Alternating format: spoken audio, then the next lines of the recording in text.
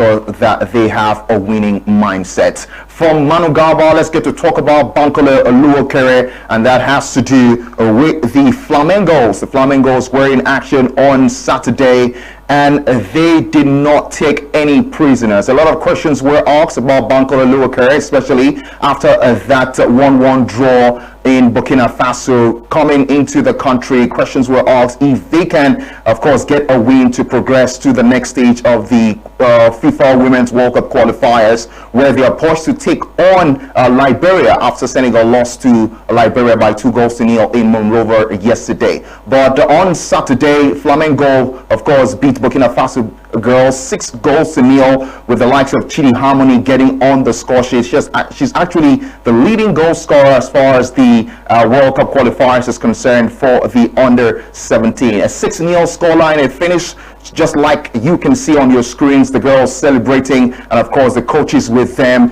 encouraging them, letting them know that it is not over. Nigeria's under 17 women's side Flamingos will clash with Liberia in the final round of the qualifiers for the FIFA under 17 Women's World Cup. Nigeria reached the final round of the African qualification series this year's FIFA under 17 Women's World Cup qualifiers after a 6-0 defeat of Burkina Faso at the Mko Abiola Stadium. It was a great game, and Amarachi, you're the right person to talk to us this morning, because you were not just a spectator at the Mko Abiola Stadium on Saturday. You went there as a sport journal. You went there as someone who understands football, someone who has coached a team. Yeah, I can remember your coaching duties during the NNL Abuja season. So what did you see on the girls? I mean, what can you say about the game? 6-0. You told me behind the scenes that it could have been much.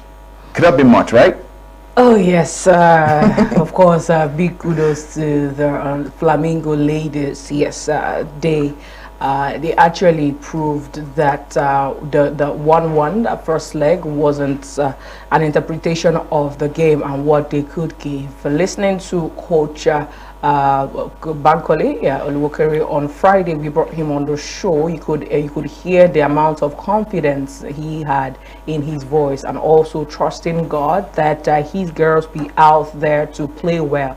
Of course, you cannot take away playing football with God in Nigeria, because of course all the coaches know how to go that route, and we eventually saw that play out on Saturday, where first of all, thank you to all the fans that came out at the Abuja Stadium, because of course he took time to call out the fans on the program to tell them to come and watch. And really, I could tell you, I told you I was going to shock you, but sadly I didn't make a video for you for the fans because I was engulfed in trying to get my work done. But one thing with Coach Bankole and his girls is that he seems to have the manual right now in how to tutor young females in football. And for the likes of Chidi Harmony, that is a potential. I mean, that match we saw her everywhere on the pitch. And then these players are players that there's room for improvement. Yes, I won't tell you that I won't rate them 100% because they are not there yet, and of course they understood the assignment on the day. I believe they will understand the assignments against Liberia. And one thing that I know that Coach Bankole has is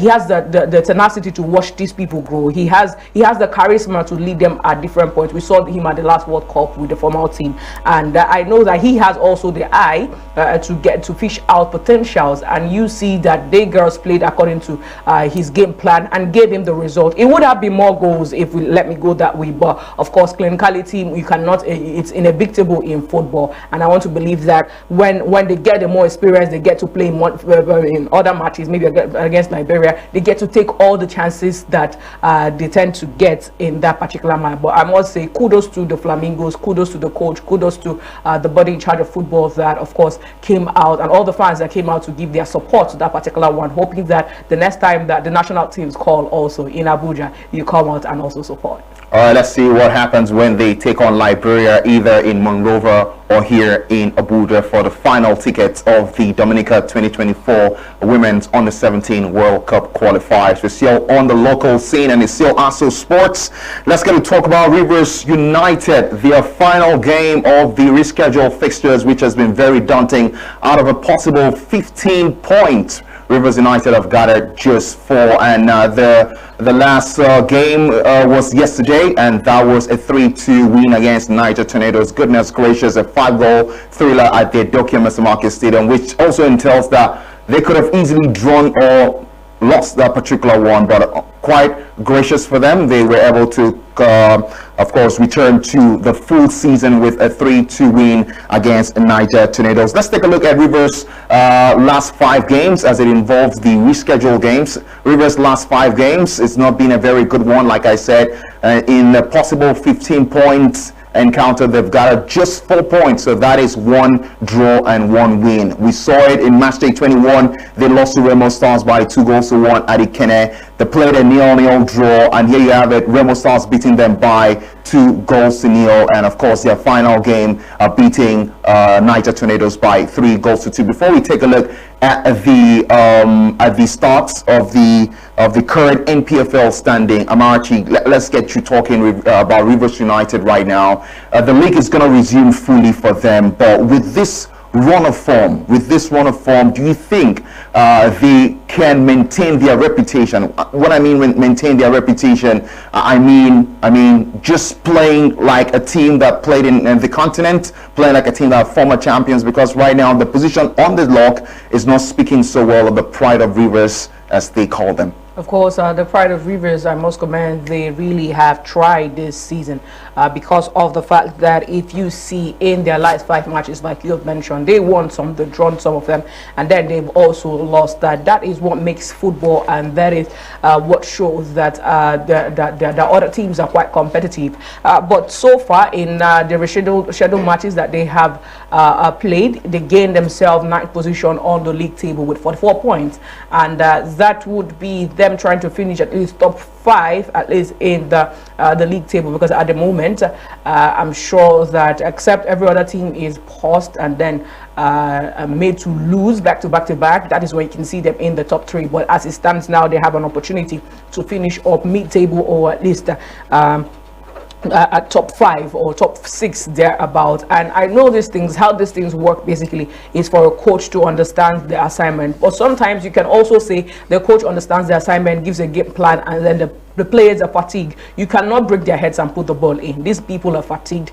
These people are tired. They needed rest. But another thing is figuring out that you can be dynamic with your team. Have your first 11, have your second 11, make your substitutions where it's necessary, and also check the fitness of the club. I must tell you that the way that we have structured the league this season, I think there's a lot of lessons to learn from this, especially when we also want enough participation at the continental level. At the moment, it looks like the likes of Remo Stars or Rangers International are the people that will be representing us in the continent, but we still have 6 matches, we still have 6 games to go. But for Rivers United, participating at the continental level, getting past the not getting past the quarterfinals, getting knocked out at the quarterfinals, and coming back to play their round of rescheduled matches, I must tell you that it is a very tough thing that they have done this season, and we give them the support, and they have the encouragement from us, because at the moment playing the rescheduled matches and finishing at least top 9 or top 10 is something commendable. 6 more matches are there to determine the end of the league, and like we saw yesterday,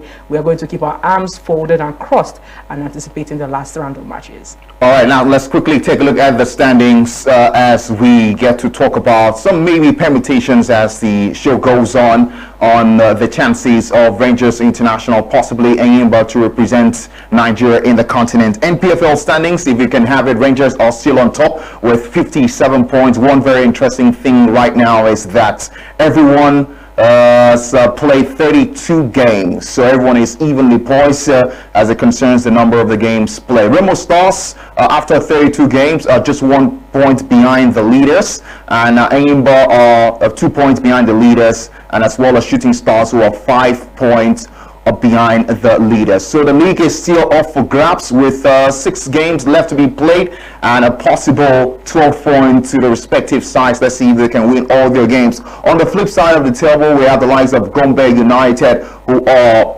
doomed for relegations, and the likes of Heartland and Akwa United are also in the relegation waters. Domo United, I talked about them when they were 13th on the log, saying that they are not completely safe, and now doomsday for Domo United as they are now in the relegation battle. Let's have a that we talk about consistency. He has the manual to be consistent.